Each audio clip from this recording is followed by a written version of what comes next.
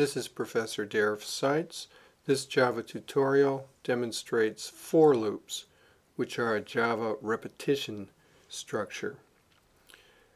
This program has a main function and it calls several other functions that illustrate for loops. Our first one, show iterations, has a simple for loop here going from 1 to 10 by steps of 1, and it will just print out the loop control variable I, and then it's going to increment a count of how many times the loop has been called as well and print that out at the end. So this will show us the behavior of the loop, how it does repeat and provides a repetition structure. On for loops, they have a block with the braces, and all blocks should be indented to show the hierarchy. And the loop control statement up here is a three-part statement with an initialization part with a semicolon right there, then a testing part to see when to quit, and then a part after it executes the body of the loop to increment the loop control variable. This is the initialization part here. That happens before the loop is executed. The check, the condition in the middle here, is checked before going into the loop every time. If it's true, it evaluates to true, then it will enter the loop. If it's false, it will skip to the next statement after the loop. At the end of the loop, this statement here will be executed, in this case incrementing the loop control variable.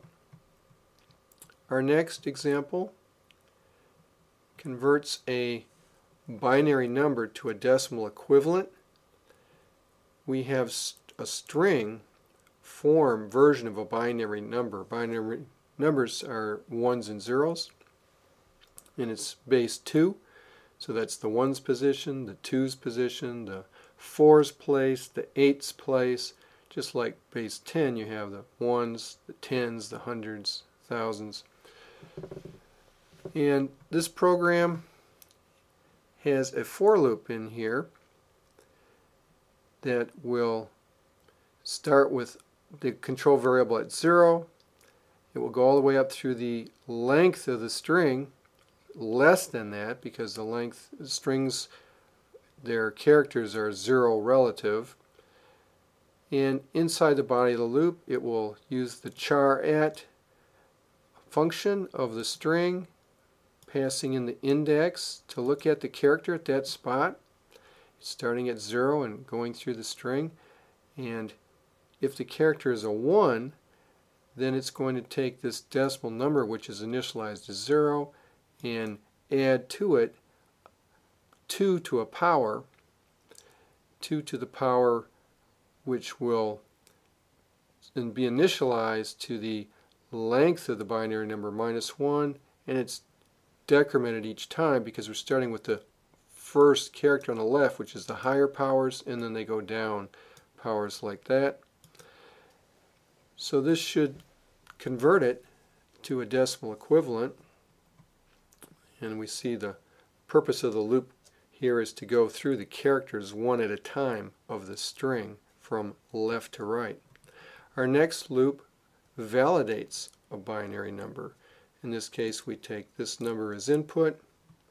Again, the loop goes through character by character.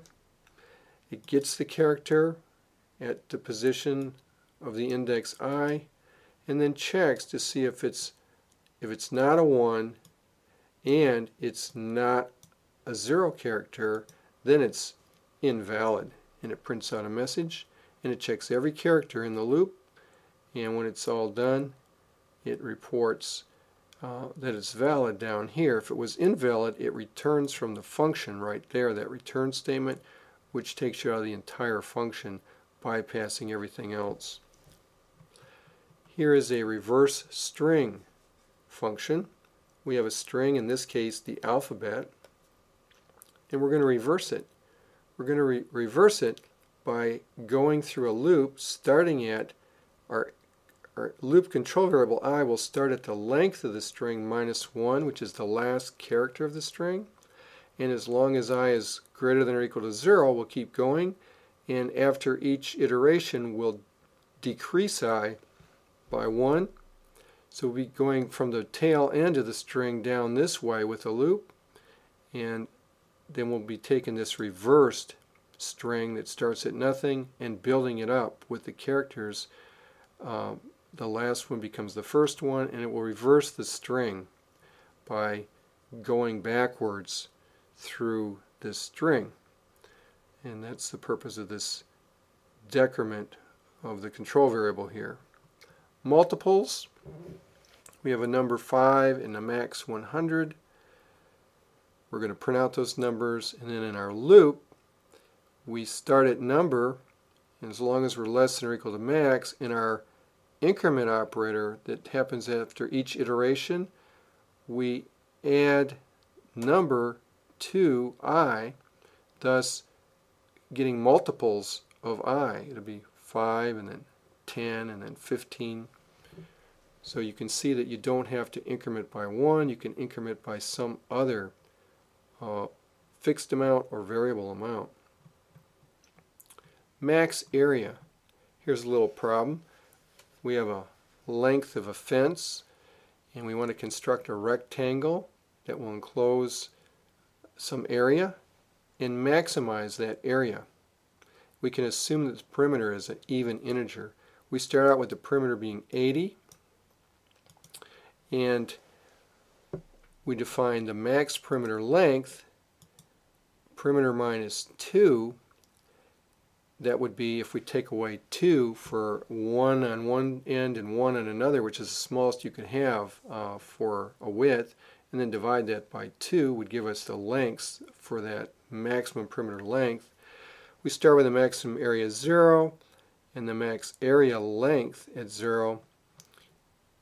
And then we take a length of 1 and we keep trying different lengths starting at 1 and compute the width and the area corresponding to that, and we keep track of a max area, and whenever our area that we compute is bigger than the max, we change the max area to be that area, and then we take the max area length to be the length that we use to get that. So we're really taking all possibilities here of length starting at 1 and running through and finding the max area. Here we have a no iterations loop. This loop, the control variable starts at 10, but the condition says less than or equal to 5. It's going to check that before it enters the loop, and because it is not less than or equal to 5 right off the bat, it will not enter the loop. It will bypass it and go to this statement outside the loop. Our last loop function here demonstrates what's called an enhanced for loop. An enhanced for loop is a convenience syntax that can be used with basic arrays and also array list. And if you haven't learned about arrays or array list, that's okay. It's good to get exposed to things, and then when you see them later, it won't be ice cold coming into it. But anyway, we have an array here of integers, and we've initialized the array to be 1 through 7. We have a for loop that simply says give us an int called number based on array, so it's going to get the things one at a time for us out of the array, and number will be it inside the loop body. So in there we just do a print out of number, and it's going to go through that whole array for us. We don't have to set up I equals 0 and less than or equal to the array length and I++. This is a shorthand convenience notation for it. It's called an enhanced for loop. Just going to print out this array 1 through 7. Let's go ahead and run this program now. Look at the output. Here we see the show iterations of our first loop. It shows that we go through 10 times for a total iterations of 10. Our next loop converts this binary string 1101 to 13 because it's an 8 and a 4 and a 1. which makes 13. We validate this binary number here, which comes in as a string, and it's got ones and zeros, so it is a binary number. We reverse a string, we take the alphabet and it's reversed. We find the multiples of 5 here, going all the way up to 100. So 5, 10, all the way up through 100. For our area problem, we're given a perimeter of 80. We found that the max area occurs at 400 when the length and the width are both 20, and that would be a square with 4 sides of 20 all the way around, giving us 80. And it does turn out that a square is the rectangle that will always maximize the area for a given perimeter. Here's our no iterations loop. It skipped the inside, went right to the outside. And here is the enhanced for loop that conveniently iterates through the loop. Let's go back to the code one more time. So we've seen here that for loops are very useful for a variety of different kinds of repetition situations, and they have this 3-part controlling section at the top. It's very nice. It allows a lot of flexibility. You can increment, you can decrement, you can bump up by more than one, and you can even do a very convenient form with arrays. So for loops are one of the basic tools for repetitive situation programming.